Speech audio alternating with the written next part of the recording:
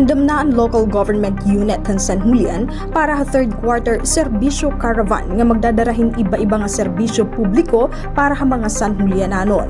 Yan nga Agosto 25, bubuhaton ang serbisyo caravan sa Barangay Putong Covered Court.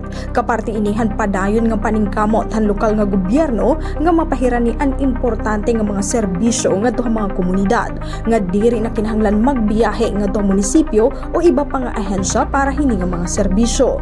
Pangungunahan ni Mayor Dory Georgie Estaron ini nga aktibidad hapakigsumpayan ha iba-ibang municipal offices, national government agencies ngan partner institutions base mas mapahiraningan mas mapadali ang pag-access han mga serbisyo nga ginkikinhanglanhan katawhan. Magtitikang iton programa alas 8 aga kundi iton mga residente in magkakaada higayon ngan access ha iba-ibang serbisyo sugad ang health ngan medical, social welfare ngan livelihood, civil registration, environment ngan agriculture, sugid man ha public safety ngan legal assistance.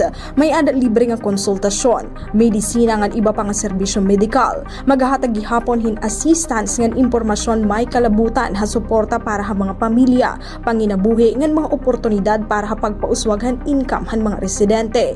May ada gihapon assistance para ha civil registration para mga residente nga may kinahanglanon ha pagproseso hin mga dokumento sibil o iba pa.